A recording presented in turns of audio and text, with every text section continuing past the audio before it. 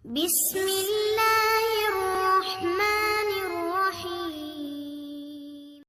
أما بعد اللهم بك أسبحنا وبك أمسينا وبك نحيا وبك نموت وإليك النشور اللهم إنا نسألك الخير كله مما علمنا ومما لا نعلم ونعوذ بك من الشر كله مما علمنا ومما لا نعلم إنك أنت علام الغيوب. Bapak, Ibu, Saudara yang makan Allah, ikhwan akhwat fillah, jamaah subuh as-saimin was-saimat. Kita masuk ke hikmah di kitab saya nomor 53 ya. Sebelumnya semoga Allah membuka hati dan pikiran kita. Mari kita baca surah Al-Fatihah. A'udzubillahi minasyaitonir rajim. Bismillahirrahmanirrahim. Ar-Rahmanir-Rahim. Shiratal ladzina an'amta 'alaihim ghairil maghdubi 'alaihim waladdallin. وبسندنا المتصل الإمام عطاء السكندري قال لا تصحب من لا ينهدك حاله ولا يدلك على الله مقاله. Tema kita adalah tentang kepada siapakah kita berguru. Orang sering menyebutnya mursyid, murabbi, kiai ya, pembimbing rohani. Siapakah karakter pembimbing rohani yang ideal? Guru banyak, tapi yang bisa menghantarkan kita kepada Allah itu tidak banyak. Maka beliau memberikan rumusannya minimal ada 2. Jadi banyak kriteria guru yang bisa membuat kita menjadi wasil ilallah, sampai ke hadirat Allah Subhanahu wa ta'ala. Sampai itu bukan berarti kita pindah-pindah. Allah itu kan maha dekat. Guru yang begini bisa menghidupkan kalbu kita sehingga merasakan kedekatan dengan Allah Subhanahu wa ta'ala. Siapakah orangnya? Imam Nata'illah Sekandari qaddasallahu sirrahu yaqul la tashab. Janganlah engkau bersuhbah, berguru yang betul-betul dijadikan sebagai panutan lahir dan batin kita. Man la yunhiduka haluh. Siapa yang halnya, hal itu kondisinya baik zahir ataupun batinnya, perubahan-perubahan pada si guru ini, la yunhiduka, tidak membuat ruhanimu bangkit. Jadi ama guru yang begini, bersama beliau, membersamainya beberapa saat, membuat kita kemudian bangkit dari kemalasan kita beribadah kepada Allah Subhanahu wa ta'ala. Itu yang pertama. Dan yang kedua, wala yadulluka 'alallahi maqaluh. Mursyid itu level syarat keduanya adalah makalnya, kalam-kalamnya, baik kalam lahirnya ataupun kalam batinnya, yadulluka 'ala Allah, menunjukkan kamu jalan kepada Allah. Maka yang tidak masuk kepada kedua kategori ini cukup dijadikan sebagai ya penceramah aja. Oh, itu ustadz pengajar di masjid saya, tapi bukan dijadikan sebagai panutan lahir batin. Jadi man huwal mursyid al-kamil, siapakah mursyid yang ideal? Pertama, halnya dia membuat kita bangkit. Yang kedua, makalnya, kalamnya dia membuat kita teringat, terarah kepada Allah Subhanahu wa ta'ala. Sekarang orang mencari mursyid, mencari guru, tapi dihadapi 2 hal ini. Yang pertama, orang yang baru hijrah. Apa yang didapat? Oh, yang penting ustadznya ngomong Quran Sunnah. Belum tentu semua orang yang mengutip Quran dan Sunnah kalamnya itu membangkitkan isi kalbu dan menunjukkan kepada Allah. Belum tentu. Siapa tahu dia bersembunyi dengan dalil-dalil itu dalam keegoannya. Bisa jadi dia bersembunyi dengan kalam-kalam mulia Al-Quran dan Sunnah untuk membenarkan pendapat pribadi dan kelompoknya. Orang ini belum masuk. Ada juga yang halnya itu dibuat-buat, dibuat-buat nangis, dibuat-buat kayak tawadu, penampilannya juga nggak natural, ya. Dibuat-buat seakan-akan dia seorang syekh, jadi badut. Banyak sekarang mursyid-mursyid badut, syekh-syekh yang bawa thariqat sufi kah, majelis zikir kah, majelis-majelis salawat, tapi kayak jadi badut. Apa maksudnya? Badut itu gimana Pak? Itu asli muka dia nggak begitu? Enggak, sama, dia memerankan aja. Nanti kalau dilepas hilang. Maka jangan berguru karena penampilan seseorang, bergurulah karena hal ruhaninya.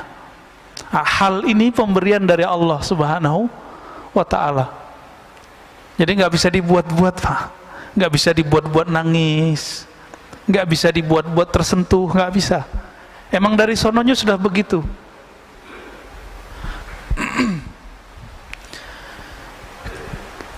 Ciri kedua tadi apa?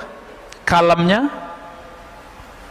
menunjukkan jalan kepada Allah.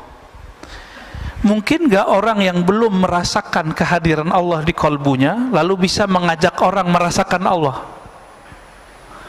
Mungkinkah orang belum tahu jalan ke Jogja terus ngajak kita ke Jogja? Sama-sama pakai GPS, nanti di Cilacap tersesat semua Pak. Ini banyak kejadian-kejadian begitu. Gak tahu jalan kepada Allah, ngajak orang kepada Allah.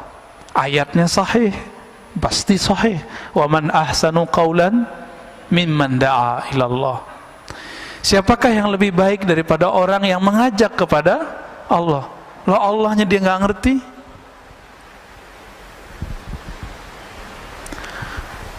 Maka ada tipe sekarang yang kedua, orang-orang mencari, kalau tadi yang penting ada Quran sunnahnya, yang kedua yang penting ada zikirnya. Tidak semua guru yang mengajarkan zikir itu mengajak kepada al-mazkur.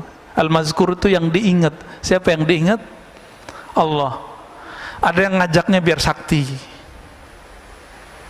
Jadi hati-hati Pak, belajar ilmu kerohanian harus jelas sanadnya. Kalau enggak nanti diajak kita belajar ilmu kesaktian, ilmu kanuragan. Jadi enggak zikir jadinya. Nih baca ini biar kamu enggak tembus sama orang. Baca ini biar kamu enggak kelihatan sama orang. Baca ini biar jualannya laku. Baca ini supaya semuanya agar sampai kepada maksud diri bukan kepada Allah Subhanahu wa ta'ala.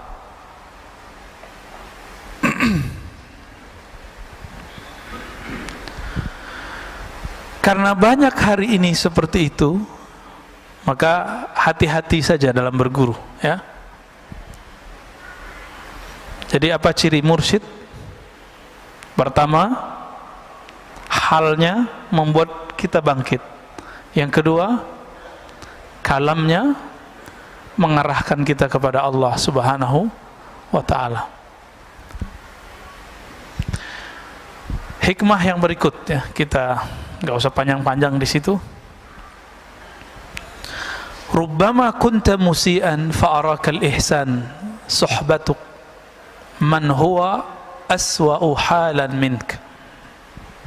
Ini sudah ganti topik.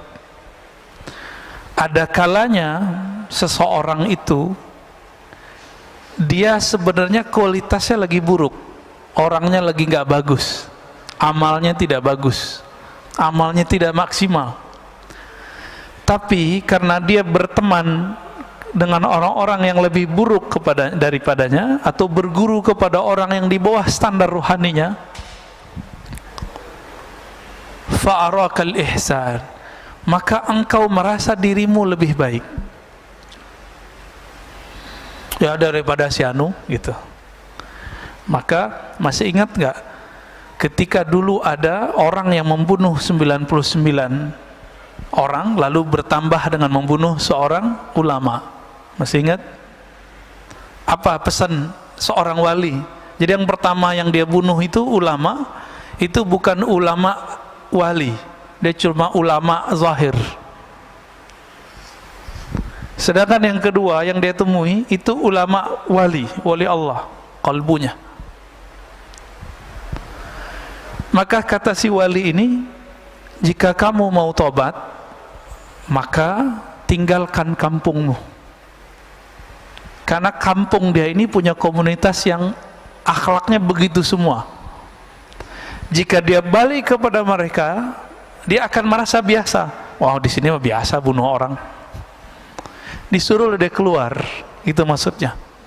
Maka Bapak selamatkan Allah, kalau ada orang kecanduan narkoba, udah di terapi, udah di segala macam, tapi kalau dia kembali ke komunitasnya, baik komunitas online ataupun offline-nya, nanti dia akan kembali ke masa lalunya.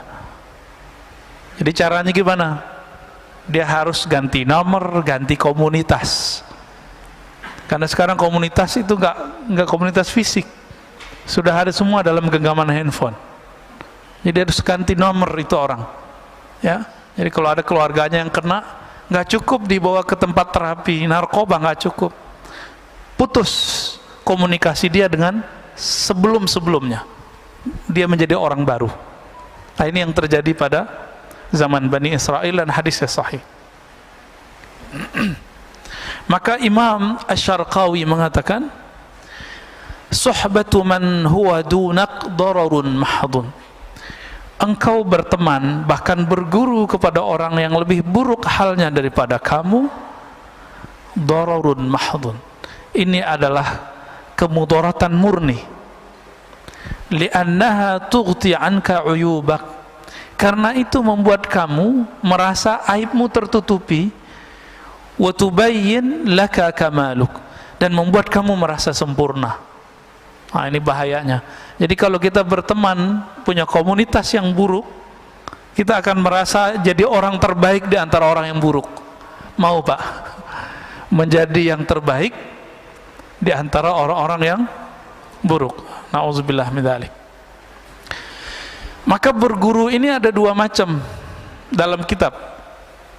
Suhbatul iradah, kemudian suhbatul tabarruk. Berguru itu ada dua. Berguru kita ingin jadi muridnya, namanya suhbatul iradah, suhbat iradah. Berguru kita pengen jadi muridnya. Kalau murid patuh nggak sama gurunya? Kalau kita punya guru di sekolah, ada tugas nggak? Ada PR nggak? Ada. Ada jam tertentu kita kemudian membangun komunikasi dengannya. Itu guru yang sudah kita jadikan sebagai suhbatul iradah. Iradah orangnya disebut murid. Apa arti murid? Murid bahasa Indonesia apa bahasa Arab Pak? Bahasa Indonesia ya? Bukan. Murid itu bahasa Arab. Murid itu dari kitab-kitab tasawuf. Makanya aneh orang-orang hari ini, dia punya sekolah disebut murid-muridku, tapi dia membid'ahkan tasawuf Pak. Padahal istilah murid itu dibawa oleh ulama kita dulu dari tanah Arab, dari Gujarat, dari mana-mana, dari Samarkand, masuk ke negeri ini, mereka menjadi mursyid, jadi guru. Orang-orang yang belajar kepada beliau disebut dengan murid. Suhbatul murid. Datang Maulana Ibrahim As-Samarkandi ke Indonesia. Pertama ke Campa, kemudian ke Palembang, lalu beliau ke Makassar, terus beliau ke Tuban. Itu orang-orang yang ditemuinya itu jadi muridnya. Jadi muridnya. Maka sekarang kita lihat keturunan Arab di Indonesia minimal ada 2 gelombang besar. Pertama gelombang awal ya, tahun 1300-an, tahun 1400-an. Itu Syekh Ibrahim As-Samarkandi di Tuban, anaknya Sunan Ampel ya. Sunan Ampel itu anaknya beliau, itu bukan orang Indonesia Pak, orang Samarkand, lama di Gujarat, berguru di Hadramaut, keturunan Rasulullah sallallahu alaihi wasallam. Jadi yang mengislamkan negeri ini itu zuriat Nabi. Cuma sayangnya generasi kedua Hadramaut baru, jadi boleh disebut Hadarim al-Jadidah. Kalau yang pertama Al-Qadimah, yang pertama ini nasabnya dipelihara oleh orang-orang pesantren. Maka orang-orang pesantren itu yang tua, itu aslinya mereka zuriat Rasulullah sallallahu alaihi wasallam. Gelar Gus itu ganti dari Sayyid, Pak.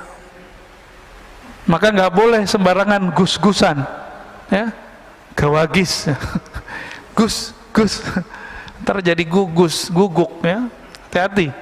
Itu gelar kalau kita bukan anak kiai jangan pakai deh. Itu sama kayak Raden, sama kayak Andi kalau di Makassar, ya, mirip-mirip itu. Jadi kalau bukan keturunan itu jangan dipakai. Oh, orang manggil kita Gus, bilang saya bukan anak kiai. Oh, ilmu saya lebih tinggi dari anak kiai, itu urusan lain. Itu urusan lain, ya. Keturunan beliau-beliau inilah yang kemudian sampai ke pendiri Nahdlatul Ulama Hadratus Syekh Hashim Asy'ari. Walaupun saya bukan orang yang hidup di komunitas itu, tapi ayah saya bilang, nama kamu dulu diambil dari nama beliau. Maka nama saya belakangnya ada Hashimnya, ya, alhamdulillah. Itu semua keturunan dari sana, Pak. Keturunan Syekh Ibrahim As-Samarqandi, ya. Nanti turunnya ke Sunan Ampel ke Sunan Bonang, terus sudah kemana-mana, baik muridnya ataupun keturunan nasabnya. Nah, yang belakangan ini karena komunitasnya lebih kuat, ilmu sanadnya lebih kuat, ilmu nasabnya lebih bagus. Akhirnya nasabnya dijaga dalam nama Rabithah Alawiyah. Jadi kalau orang Rabithah Alawiyah ini ngerti, dia pasti tidak akan pernah mengingkari yang sebelumnya. Cuma dia akan ngomong, kami nggak bisa mengetahui nasabnya secara detail. Gitu aja ngomongnya. Jangan ingkar, Pak, kualat nanti. Karena belum ada apa-apa, mereka sudah dahuluan generasi pertama, ya. Jadi beliau-beliau itu semuanya adalah mursyid, guru spiritual yang membimbing murid-muridnya wusul kepada Allah, sampai kepada Allah Subhanahu wa ta'ala. Syekh Ibrahim membimbing Sunan Ampel, Sunan Ampel membimbing Sunan Bonang, Sunan Bonang bimbing Sunan Kalijaga. Cuma kan kalau cerita-cerita yang ada kan ceritanya agak aneh-aneh tentang Sunan Kalijaga ini, ya. Bercampur antara mitologi dengan fakta sejarahnya. Yang pasti mereka ada. Maka sungguh aneh kalau ada orang yang menolak keberadaan mereka. Ini nggak ngerti sejarah, udah nggak ngerti istilah, ingkar lagi, ya. Benarlah kata imam-imam kita terdahulu, apa kata mereka? Al-mar'u aduun ala ma jahil. Orang akan memusuhi apa yang dia tidak tahu. Benar, Pak, ya? Maka semakin banyak orang mengerti, semakin sedikit ingkarnya. Jadi Bapak ini, di antara jamaah ini kalau banyak ingkarnya, berarti banyak jahilnya. Pengurus banyak ingkarnya, banyak jahilnya. Itu di mana-mana tuh begitu, ya. Main komentar aja. Dikit-dikit komentar lagi, ya. Itu tanda kasratul jahil. Banyak jahilnya daripada banyak bijaknya. Orang bijak itu bicara kalau penting, nggak penting nggak usah bicara. Yang kedua, suhbatut tabarruk, berguru tapi ngambil berkah aja. Nah, ini yang Bapak lakukan setiap pagi, setiap malam di sini. Ada penceramah, ngambil berkah ilmunya. Mana yang lebih tinggi? Cuma sekedar ngambil berkah atau suhbatul iradah? Kalau suhbatul tabarruk, ngambil berkah, ya sekedar berkah aja, Pak. Setiap kali Bapak Ibu, ikhwan akhwat fillah duduk di sini, malaikat mengatakan Allahumma sholli alaih. Jadi Bapak duduk nih, itu malaikat dari tadi sampai nanti setelah kita selesai ngaji, itu berdoa, ya Allah beri dia rahmat, beri dia rahmat.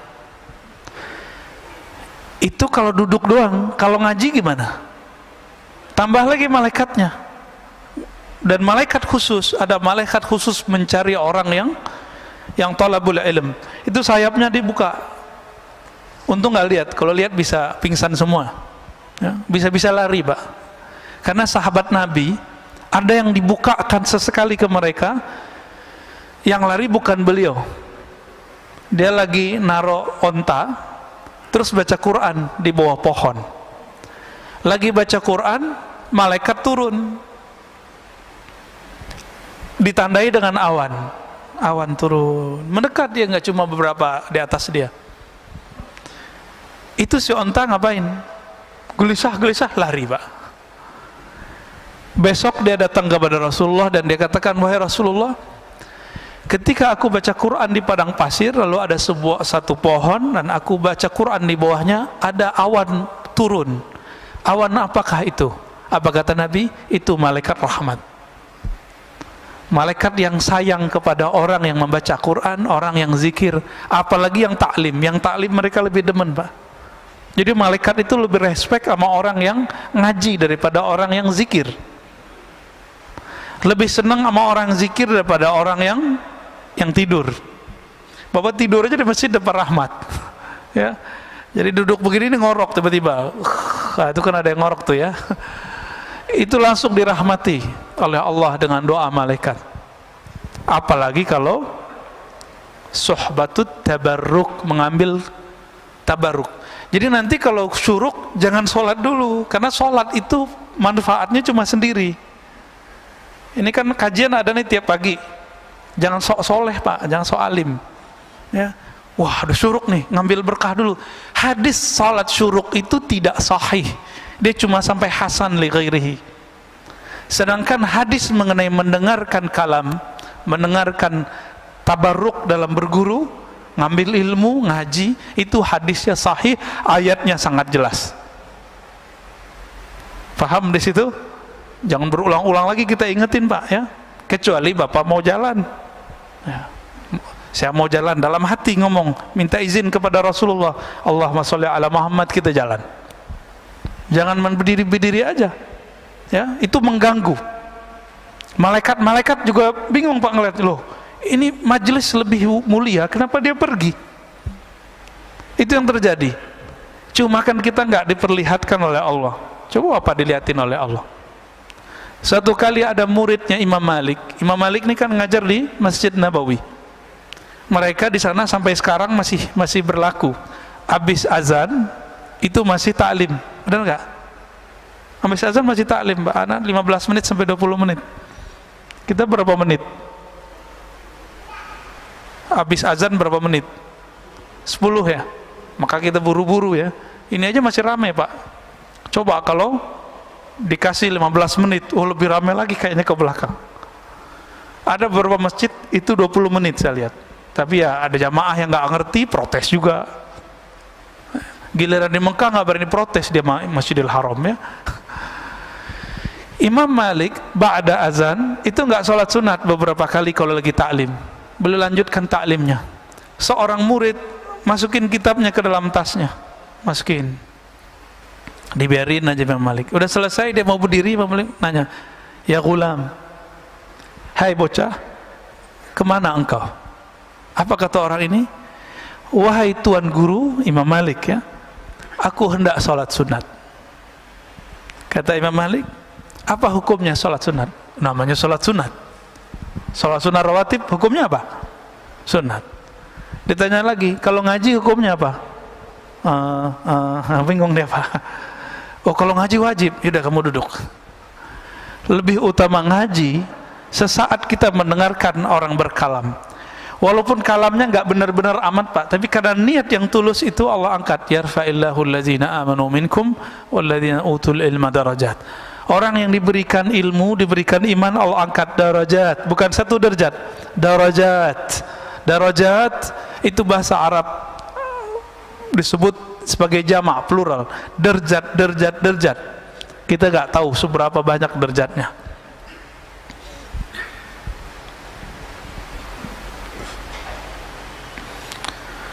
Kebanyakan kita baru berguru sebatas sohbatut tabarruk, berguru ngambil berkah. Bener ya? Belum ketemu kan guru yang ngasih PR zikir? Paling cuma beberapa orang. Belum ketemu guru yang bilang, kamu latihan seharinya segini ya. Namanya berguru. Oh, nanti muncul orang-orang yang gak mengerti bab ini terus bilang, lo gak boleh zikir pakai hitung-hitungan. Lo orang ini lagi jadi murid. Kalau lagi jadi murid, suka-suka gurunya. Coba, bapak anaknya sekolah gak? Mana dalilnya? Suruh nulis 1 halaman. Ada gak?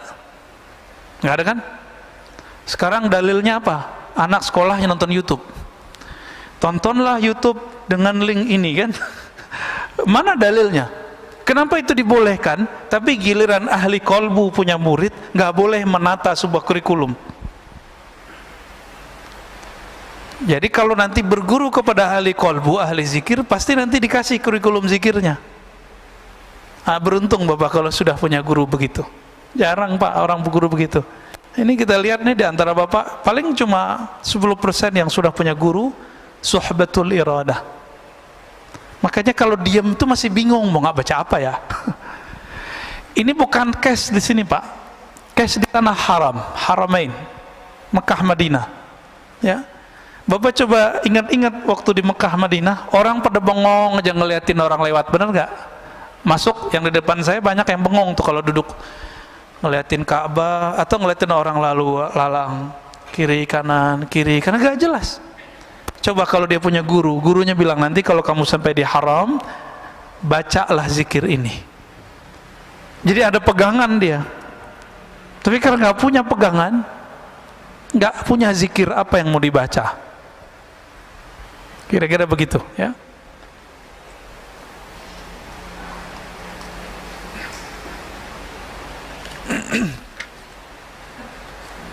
Kita masuk ke hikmah yang 50 berapa nih?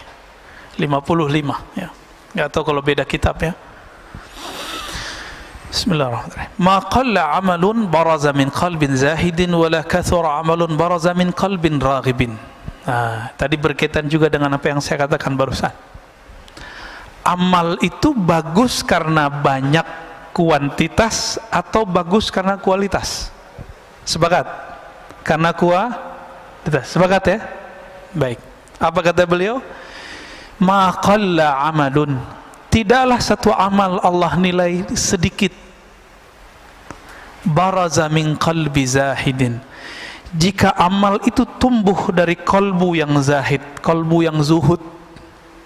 Ciri-ciri kolbu yang zuhud, ketika dia takbir dia merasakan kebesaran Allah, dia nggak ingat dunia lagi. Sampai ruku, sampai sujud, sampai assalamualaikum. Ini udah nggak khusyuk, orang lagi ngaji, sholat syuruk. Kira-kira gimana tuh pak hasilnya? Ya, nggak jelas hasilnya. Kalau ada ustadznya agak tersinggungan, bisa marah-marah dia pak ngelihat ada orang lagi sholat syuruk. Kecuali ustadznya bisa husnuzon, ya nggak ada masalah. Wala kathura amalun baraza min qalbin raghibin, sebaliknya satu amalan tidaklah disebut banyak jika muncul dari kolbu yang raghib, yang cinta kepada dunia. Ini saya ganti bahasanya sedikit.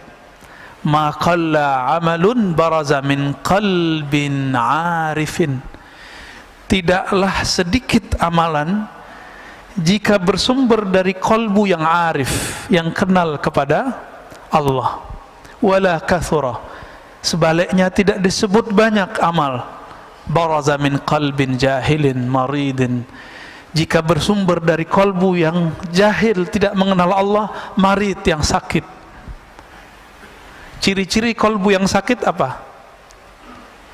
Salat itu adalah alazzu ghazair ruh. Salat itu adalah amalan paling lezat bagi ruh. Kalau salat bapak sudah nggak nikmat, berarti kolbunya berpenyakit. Gimana? Punya penyakit nggak kolbu kita? Ada. Pasti banyak Pak, saya juga punya penyakit kolbu saya. Karena kolbu kita berpenyakit, nggak bisa menikmati.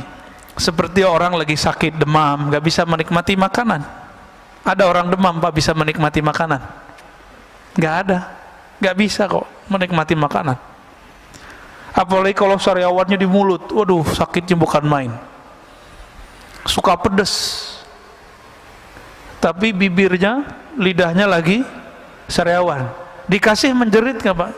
Nah inilah yang terjadi pada orang-orang. Kenapa ada orang-orang yang tertentu dikasih zikrullah malah dia menjerit, malah dia lari, malah dia muntahkan ya. Bahkan beberapa ngejek, makanan apa nih? Nah itu kalau makanan. Kalau zikir gimana?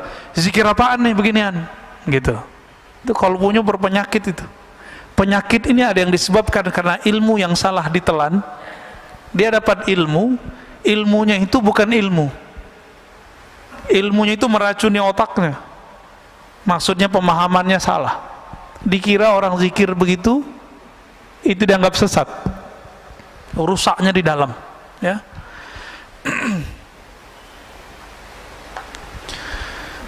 Itulah sebabnya ada sebuah hadis dalam Ibnu Majah, satu bab ilmu lebih afdal daripada 100 rakaat ahli ibadah.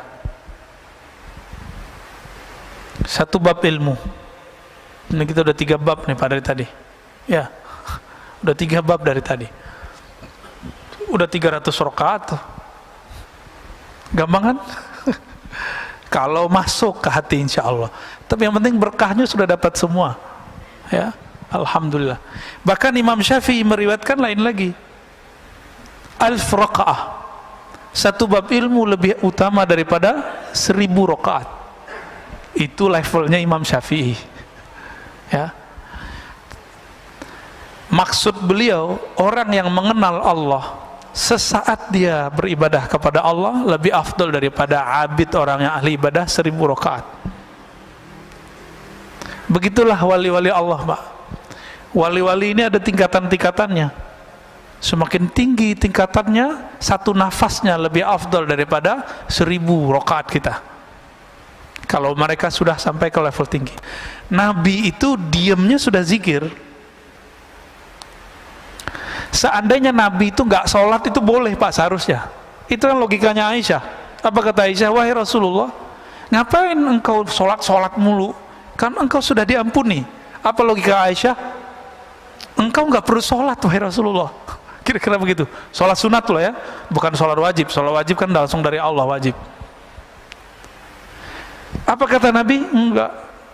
Afala an akuna abdan syakura. Kenapa aku tidak boleh menjadi hamba yang bersyukur?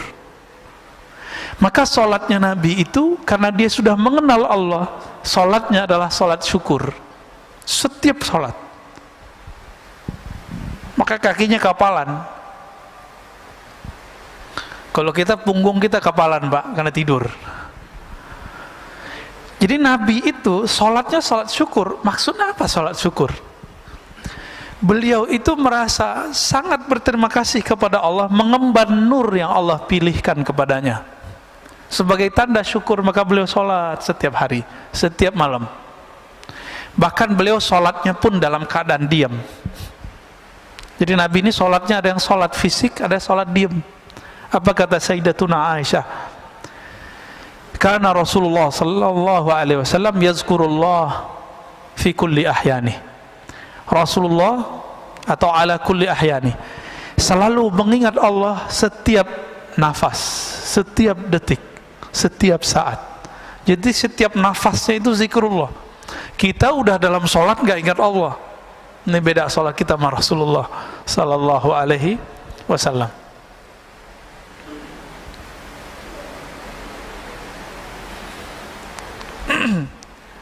Dikatakan di sini Ibnu Mas'ud berkata, raq'atan min zahidin alimin khairun min ibadatil muta'abbidin al-mujtahidin ila akhir ad-dahr abadan sarmada. Ini lebih parah lagi Pak. 2 rakaat orang yang zahid, yang tidak cinta dunia, yang bahkan akhirat pun dia nggak minat, dia minatnya yang punya dunia dan akhirat. alimin yang alim, mengenal Allah, lebih utama daripada sholatnya ahli ibadah sepanjang umurnya, sepanjang hidupnya, ila akhir dahar, sampai kiamat nanti. 2 rakaat doang. Loh, kok bisa begitu? Kalau ahli ibadah dia sholat, dia ibadah karena ingin sesuatu yang dia dapat. Sedangkan orang yang mengenal Allah ini, dia menyembah Allah karena Allah pantas disembah. Bapak puji saya 1000 kali, tapi karena pengen dapat sesuatu dari saya. Tapi ada di antara bapak ini berteman dengan saya cuma sebentar, tapi bertemannya benar-benar ingin jadi teman. Saya milih yang kedua apa yang pertama, Pak? Kalau bapak dikasih pilihan nih, pertama apa yang kedua? Muji kita, Masya Allah, tapi dia pengen sesuatu dari kita, ya, pujian matre.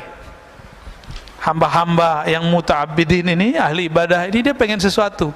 Inilah yang terjadi pada orang-orang yang puasa karena pengen sesuatu, zikir karena pengen sesuatu. Keinginan itu ada yang sifatnya materi, sholat, zikir karena pengen rezeki lancar, pengen sehat. Ada yang naik dikit, pengen tenang. Ustadz, saya pengen tenang. Ya kalau zikir ya pasti tenang. Cuma kalau dia putus zikir, ketenangannya hilang lagi. Emang kalau nggak tenang mau ganti Tuhan? Ya. Kalau nggak tenang mau ganti Tuhannya? Maka Allah itu la ilaha illallah. Dialah yang berhak disembah dalam keadaan tenang, damai, atau dalam keadaan kelusak-kelusuk, sama aja. Nah, ini yang disebut alim, orang yang mengenal Allah. Kalau lagi senang ingat Allah, lagi susah, saya udah sholat kok masih susah aja gitu. Ada yang kebalikan, kalau lagi susah ingat Allah, lagi seneng ya, itu kebanyakan yang nomor 2.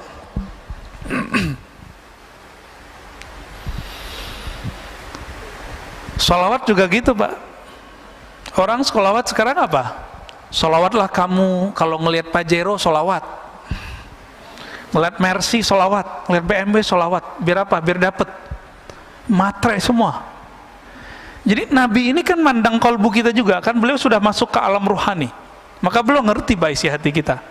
Bahkan di masa beliau hidup, beliau mengatakan, uridat alayya a'malu ummati, amal umatku sudah disetor semua kepadaku. Dari beliau hidup sampai beliau mau meninggal, semua sampai akhirat nanti Nabi sudah diperlihatkan semua.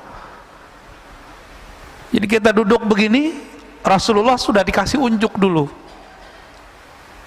tinggal nanti dilurusin Pak niatnya. Maka kalau setiap kali duduk ngaji, diulang niat di hati, ya Allah, aku ingin belajar karena ingin mengenal Engkau, karena ingin mendekat dan diri kepada Engkau.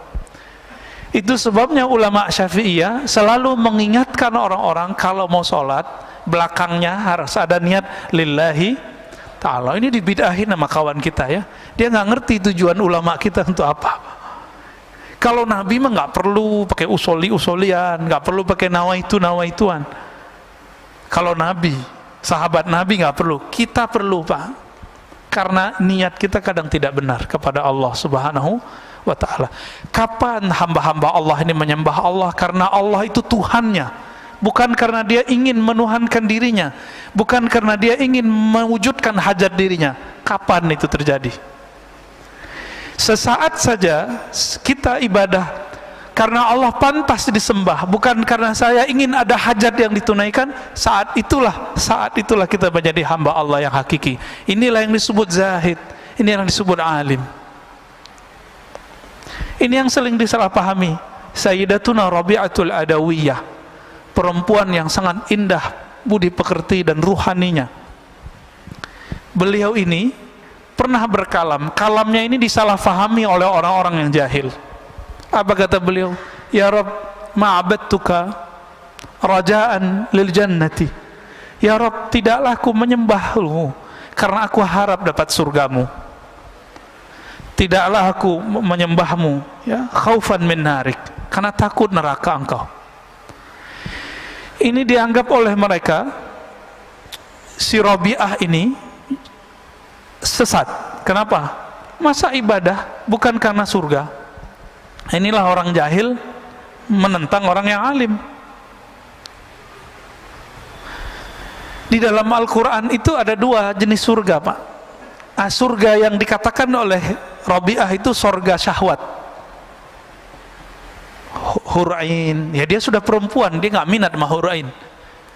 Ibu-ibu ini, akhwat ini bisa coba bayangkan, baca semua kisah di Quran, itu lebih banyak cerita untuk menyenangkan laki-laki, bener nggak? Ini jujur aja nih Bu, jujur. Perempuan disebutkan sebagai objek syahwat di dalam Al-Quran, bener nggak? Kenapa? Karena Nabi yang diturunkan laki-laki, yang mendengarkan waktu itu kebanyakan laki-laki. Maka tidak jarang perempuan bertanya, loh itu hurain, bidadari, kita punya bidadara nggak? Begitu kalau perempuan yang kritis. Pasti ada pertanyaan begitu. Pernah terbersit nggak ini ibu-ibu ini? Enggak ya?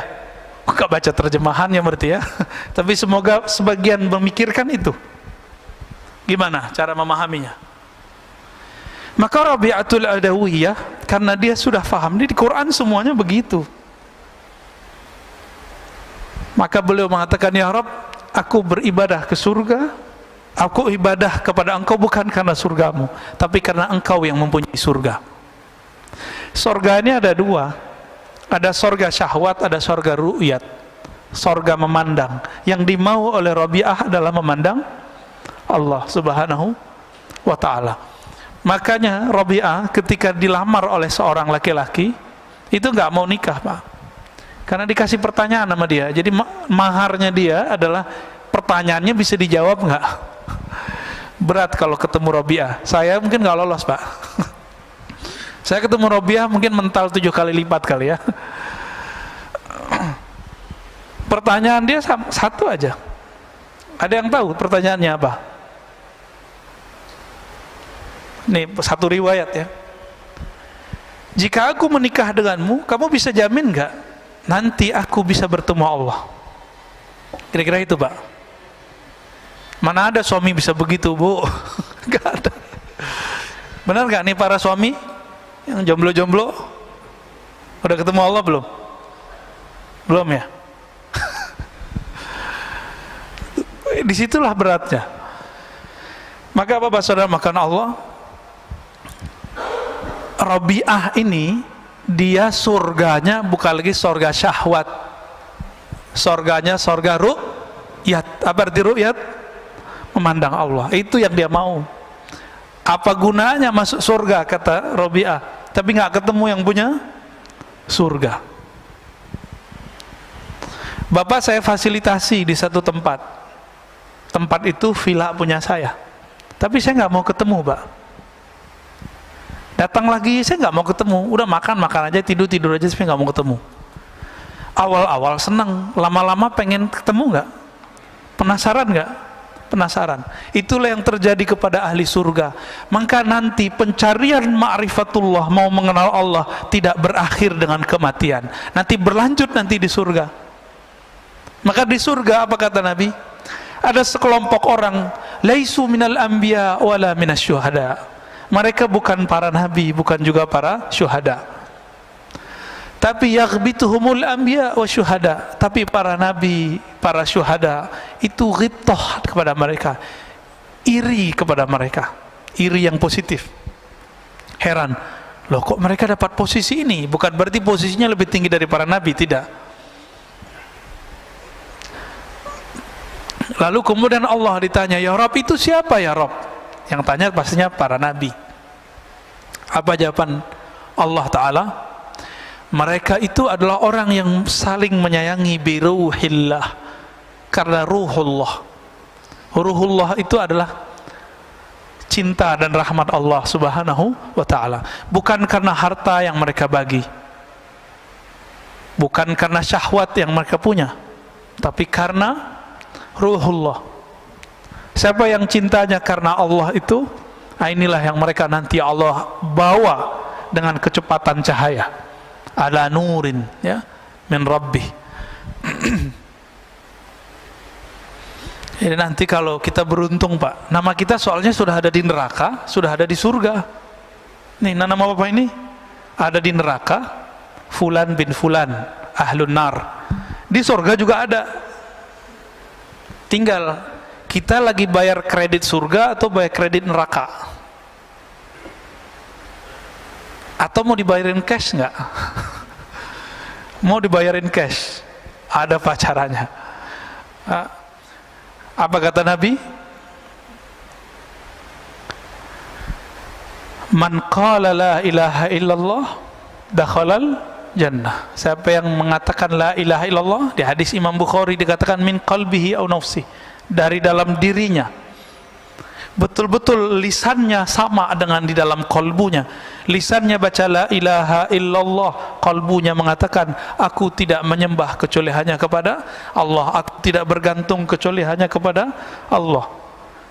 Nggak bergantung ke vaksin, Pak. Kita vaksin aja, tapi jangan bergantung kepada vaksin, ya. Yang bikin vaksin juga lagi tengkar, Pak. Ya benar nggak? Ya semua kalau udah dipolitisasi, masya Allah, ya begitu jadinya. Negara di mana-mana, bukan di Indonesia aja, di mana-mana ini sekarang lagi politisasi, karena ini bisnis yang luar biasa. Ini bikin kita terganggu kadang-kadang ibadah kita. Bapak saudara makan Allah, kita lanjut ke hikmah yang 55. Ini agak maraton nih, biar banyak dapat hikmahnya. Kenapa ada orang amalnya bagus, dan bagusnya itu tertata rapi gitu, nggak ujuk-ujuk bagus tiba-tiba enggak.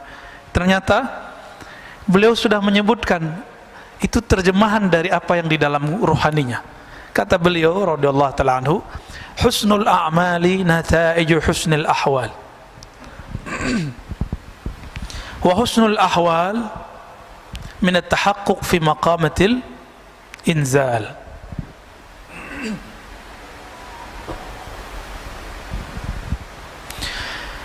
Sempurnanya amalan, amal sempurna itu nggak ada riaknya. Jadi jangan dibayangkan amal sempurna itu bagus rukun-rukun zahirnya saja. Sempurnanya amal tidak ada riya.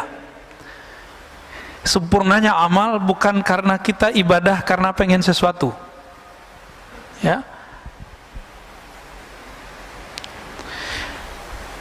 Nata'iju husnul ahwal, bagusnya amalan stabil.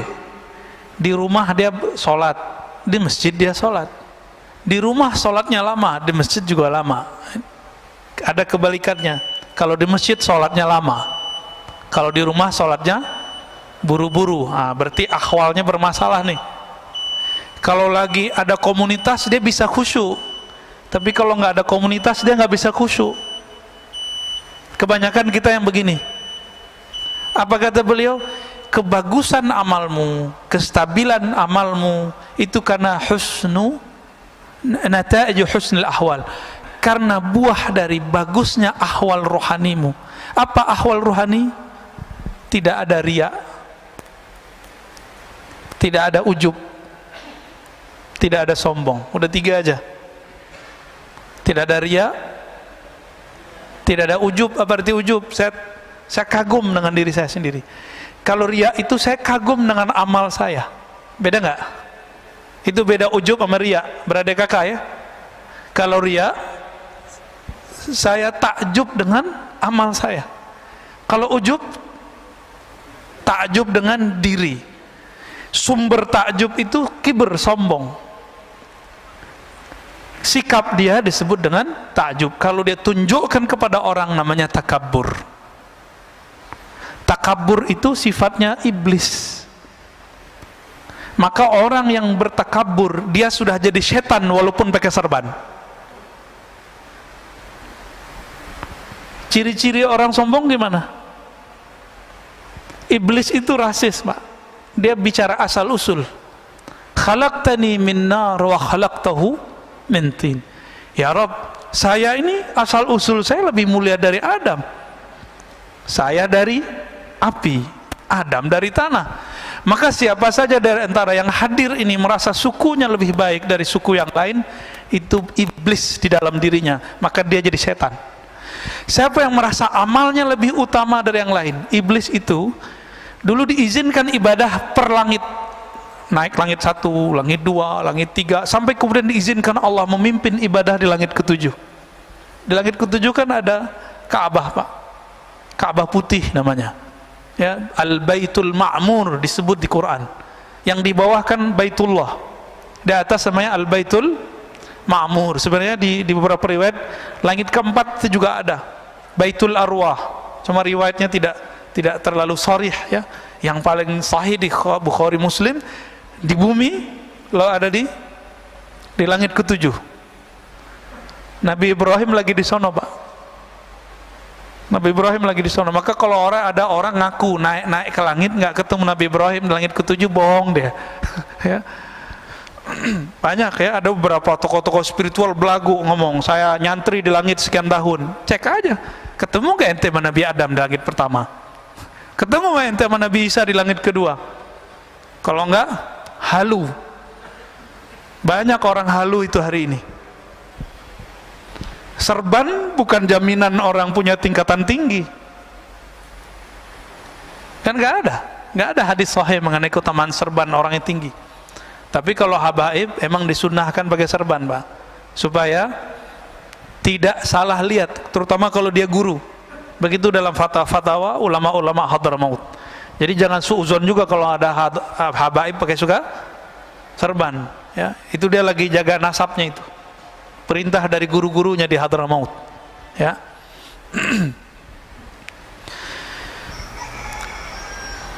Amal yang sempurna, amal yang ideal muncul karena ruhani yang bening, ya. Ruhani yang bening itu minat tahaqquq fi maqamil inzal, ya. Itu hadiah buah daripada tahaqquq. Apa arti tahaqquq? Usaha untuk istiqamah menapaki jalan-jalan ruhani. Jadi kalau berguru sama seorang syekh, jangan lihat dia hari ini, lihat dia yang masa lalu.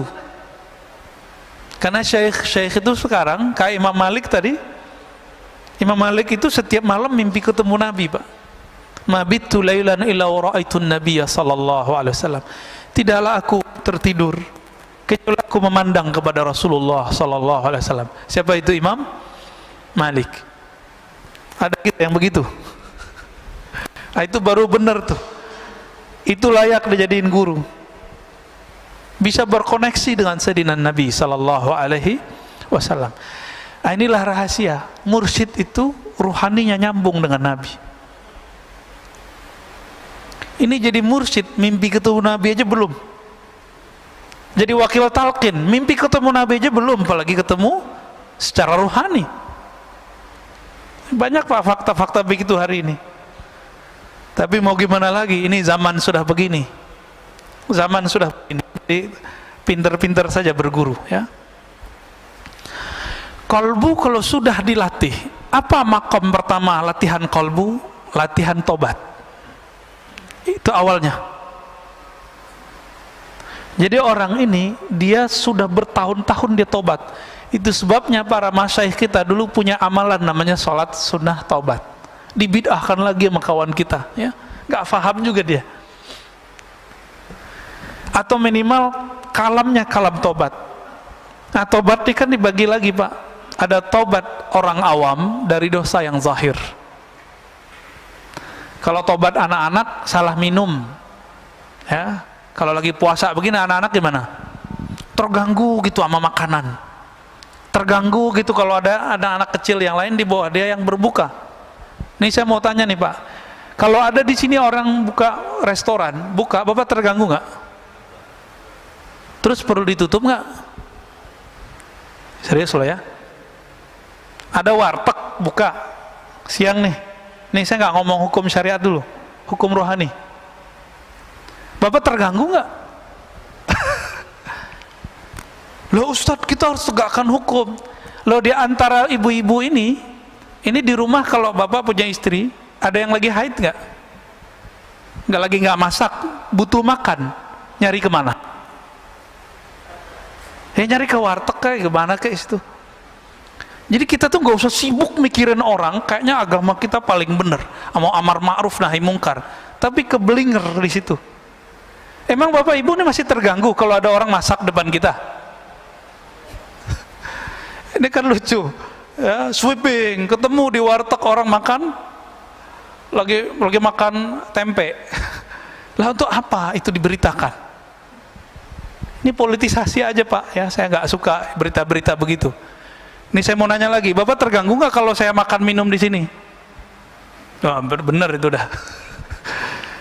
Terus untuk apa itu dibuka? Apa ditutup, di sweeping? Nggak perlu, biarin aja mereka pakai adab ya. Jadi kalau mau bukain jam sekian, bilang gitu, ya.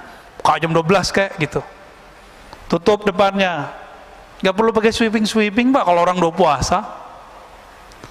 Tapi kalau anak-anak, iya, anak saya itu bawa teman-temannya di depan rumah. Si bocah yang bontot tiba-tiba bawa roti ada coklatnya, makan depan mereka, kabur Pak semua anak-anak itu.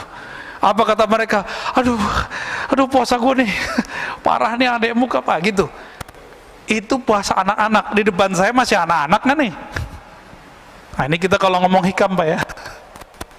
Tapi kalau pemerintah mau memutuskan misalnya tutup, ya nggak apa-apa juga, nggak masalah juga Pak sebenarnya. Tapi kalau Bapak masih terganggu, ya salam, ya puasa anak-anak berarti ya. Jadi apa yang harus dilewatin untuk tahapan pertama? Taubat anak kecil dari yang fisik tadi. Taubatnya orang awam dari hal-hal yang zahir, dosa mata, dosa telinga. Maka kalau orang awam sudah nggak dosa mata, nggak dosa telinga, nganggapnya sudah suci. Jadi mereka bingung, kok habis assalamualaikum masih ada istighfar. Padahal dia lupa, di dalam sholatnya dia tidak ingat kepada Allah Subhanahu wa ta'ala. Ini perlu diistighfarkan nggak nih sholat yang begitu? Inilah rahasia Rabi'atul Adawiyah mengatakan, astaghfirullah fi istighfari, atubullaha fi taubati. Aku minta ampun kepada Allah karena istighfarku tidak benar. Aku bertobat kepada Allah karena sholatku tidak khusyuk. Ada nggak yang pernah begitu Pak? Supaya sholat kita pas naik ke atas kan mau dilempar lagi. Nggak khusyuk, lempar. Tapi karena kita tutup, astagfirullah ya Allah, sholatku tidak khusyuk, diberi syafaat, naik juga Pak ke atas. Allah kan maha pengasih, maha penyayang. Kita berusaha khusyuk, belum khusyuk ya nggak apa-apa, yang penting kita ngaku tidak khusyuk. Mau nggak ngaku nggak khusyuk? Itulah tobat level 2, taubat ruhani. Taubat apa? Taubat ruhani.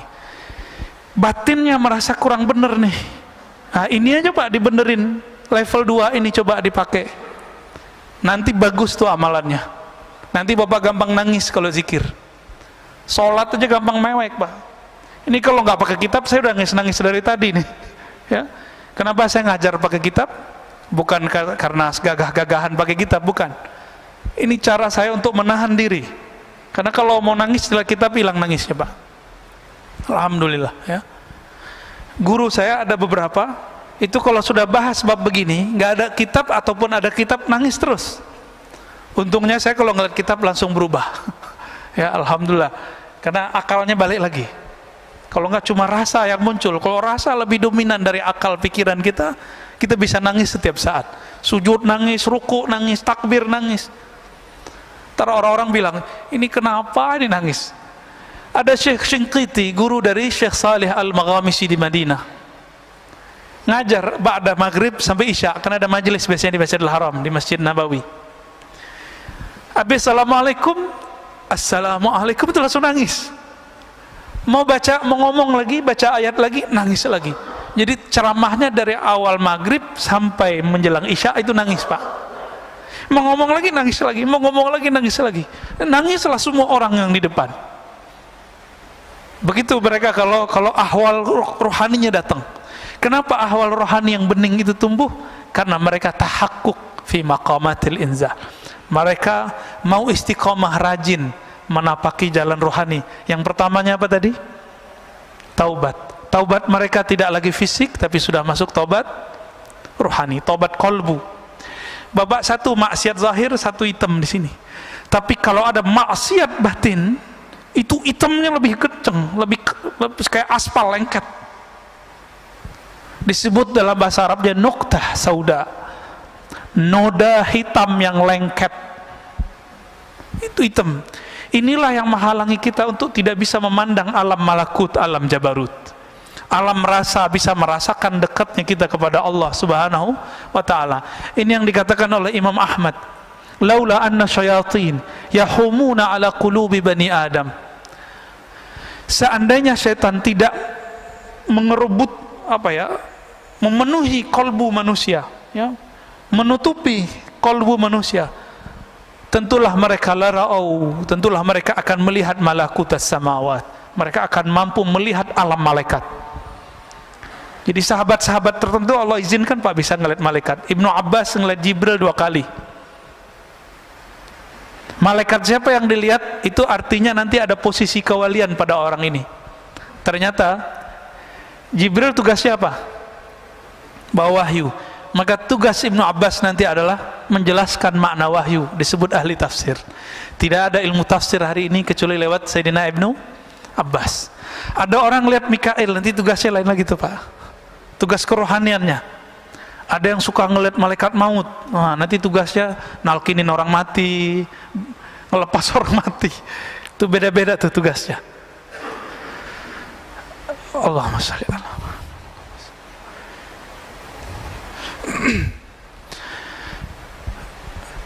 Oleh karena itu Bapak Saudara makan Allah, seandainya Allah bersihkan kalbu kita, mungkin tidak ada hari kecuali kita menangis di hadapan Allah Subhanahu wa ta'ala.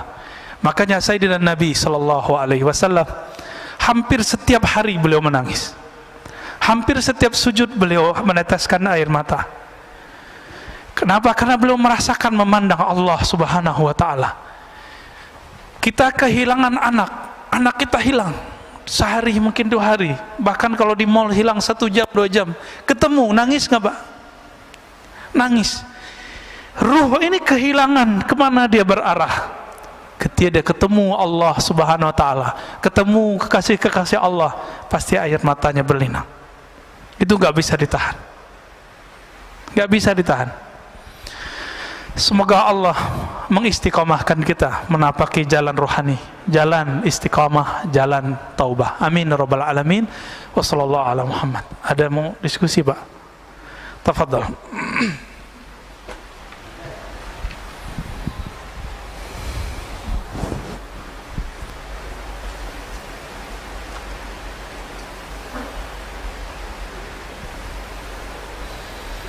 Bagi yang ingin bertanya mengacungkan tangan. Udah kenyang katanya. Cukup kali ya? Ada? Ya, fadal.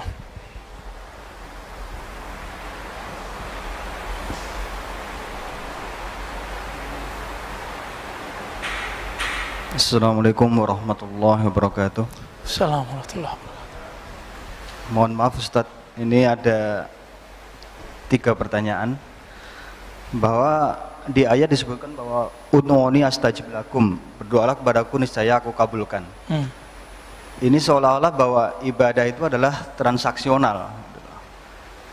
Sedangkan untuk level orang yang bukan anak-anak lagi kan seharusnya ini udah pengertiannya udah tidak seperti itu lagi. Tapi di teman kita bilangnya bahwa lah dalilnya seperti ini. Iya. Seperti itu. Itu yang pertama. Yang kedua ada kalam dari ulama bahwa sholat itu adalah kenangan di dunia saat kita di akhirat nanti. Terus bagaimana dengan kaidah sholat yang mohon maaf ini sangat cepat gitu. Sedangkan rukun sholat itu kan berakal gitu. Tapi akal kita kok nggak dipakai di waktu kita sholat sangat cepat itu gitu. Terus yang ketiga yang terakhir ini adalah makna simahum fi wujuhihim. Tanda di jidat itu sebenarnya ada tanda secara fisik atau bagaimana Bapak Nabi nanti mengenali kita di waktu kita di akhirat nanti? Baik. Itu cahaya atau bagaimana? Makasih. Assalamualaikum warahmatullahi wabarakatuh. Assalamualaikum. Yang pertama, apakah ibadah itu transaksional? Tergantung yang menafsir. Ahli tafsir ini dia punya alat secanggih apa di dalam kolbunya, maka penafsirannya akan bergantung dengan secanggih apa rohaninya. Kalau kolbunya kualitas karyawan, kamu kerja, kamu digaji. Bahasa Arabnya maqamul ummal, makom para pekerja. Kamu lembur dapat tambahan. Ini makomnya siapa? Ummal. Jika si ustadznya menafsirkan kolbu dia baru makom seperti itu, maka dia akan bilang apa? Doa itu, ibadah itu transaksional. Doalah kepadaku, pasti aku jawab. Itu terjemahannya. Tapi jika kolbunya bukan kolbu ummal, kolbul arif, kolbu yang kenal kepada Allah, ayat itu bukan transaksi, Pak. Itu bahasa cinta. Hanya Allah lah kalau kita jatuh cinta kepadanya, cinta kita dibalas. Kalau mas-mas ini jatuh cinta sama akhwat, itu belum tentu dijawab sama dia. Akhwat jatuh cinta sama ikhwan, belum tentu juga balik. Makanya ada orang tepuk sebelah kaki ya, tepuk sebelah tangan, betul itu ada. Hanya Allah yang tidak. Udu'uni, wahai kekasihku, panggillah aku akan memenuhi panggilanmu. Jadi lebih asik gak? Rinduilah aku lebih dulu merinduimu. Fazkuruni azkurkum, sebut aku sebut kamu. Lebih dulu Allah nyebut kita atau kita nyebut Allah, Pak? Kalau ahli zahir bilang kita dulu yang nyebut Allah, kan ayatnya fazkuruni, sebut aku, azkurkum, aku akan sebut kamu. Bukan. Lebih dulu Allah apa kita? Allah. Maka Allah lah yang awal memanggil kita ke dalam kolbu kita, baru kolbu kita memanggilnya. Zahirnya engkau memanggil Allah, batinnya Allah memanggilmu. Makanya di situ tidak ada fa, tidak ada kata hubung, tidak ada li, karena langsung fazkuruni azkurukum, langsung sebut aku sebut engkau. Dalam sebutanmu kepadaku, aku menyebutmu. Dalam sebutanmu kepadaku, aku memanggilmu. Jadi kapan Allah memanggil kita, Pak? Kalau kita memanggil Allah. Kapan? Saat kapan Allah ingat kita? Di saat kita ingat Allah. Duluan dia. Allah kan qadim. Apa arti qadim? Huwal awwalu wal akhir. Dialah yang maha awal, tidak ada yang lebih awal darinya. Dialah yang maha akhir, tiada sesuatu kesudahan setelahnya. Jadi Bapak ini rahasia kita sebut. Kalau lagi zikir tuh Allah lagi manggil sebenarnya. Kita kalau lagi nyebut nama Allah, ya Rahman, la ilaha illallah, subhan, itu Allah lagi sebut-sebut nama kita itu. Seneng nggak disebut kita sama Allah? Nama Bapak disebut oleh Allah di langit, seneng nggak? Tapi kalau nyebutnya keputus-putus, hari ini nyebut besok enggak, ya Allah begitu juga. Bisa dibedain ya. Jadi tergantung dia punya alat apa di kolbunya. Sebatas itulah kemampuan dia mengambil makna ayat.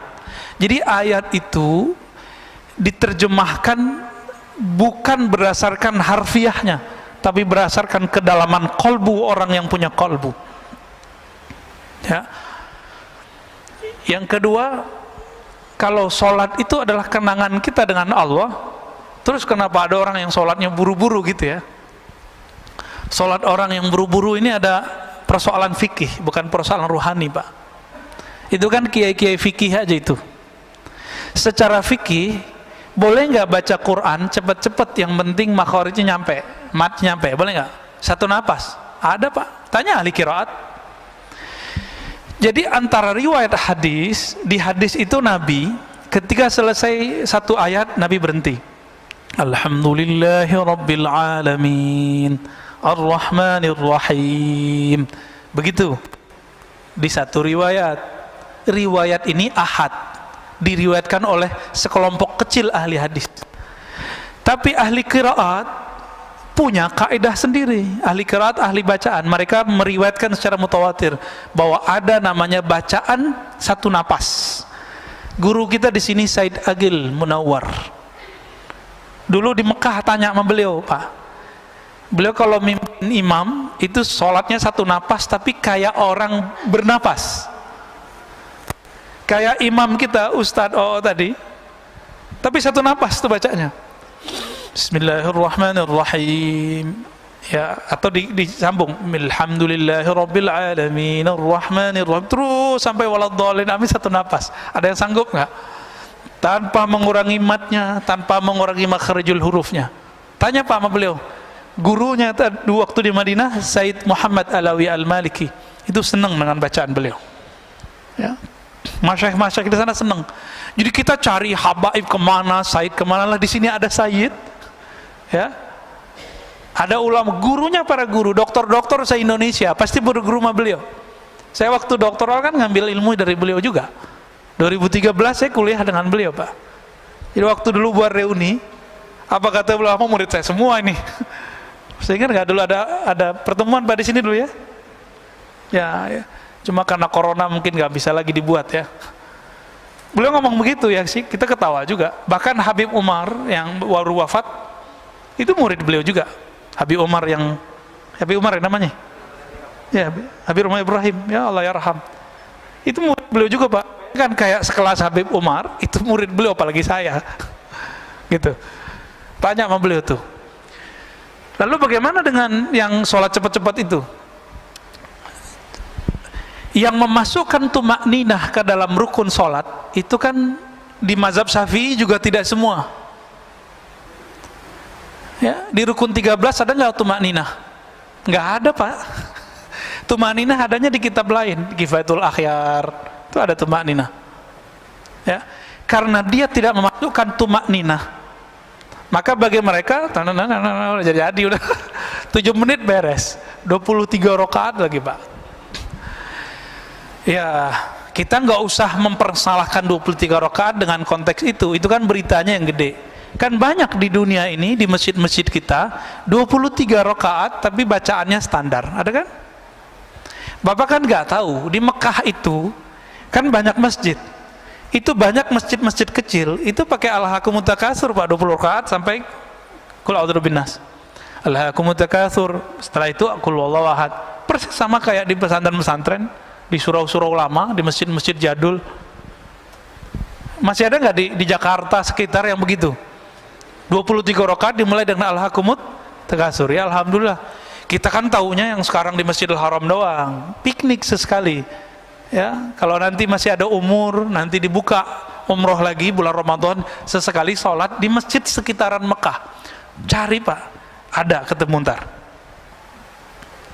Ya, taunya yang Masjidil Haram doang ya. Taib. Yang terakhir apa tadi saya lupa. Oke, bagus. Simahum fi wujuhihim min athari sujud, akhir dari surah Al-Fat. Dalam tafsir Imam Tabari, tafsir Imam Salafus Saleh, beliau mujtahid mutlak tapi tidak keluar dari mazhabnya dan masih bermazhab Syafi'i. Apa kata beliau? Simahum fi wujuhim itu adalah al-khusyu', pancaran bekas kekhusyuan di wajah. Gitu. Ini secara rohani. Secara fisik bagaimana? Ya mungkin sebagian ada yang jidatnya hitam, ya nggak apa-apa. Tapi kata sima itu menunjukkan karakternya tidak hanya sampai di fisik, tapi tembus sampai ke batin. Maka bapak-bapak yang jidatnya hitam ini tanggung jawabnya berat, Pak. Harus menyelaraskan zahir jidatnya yang hitam dengan batinnya yang sujud. Karena jidatnya kelihatan kayak orang sujud, batinnya harus sujud juga.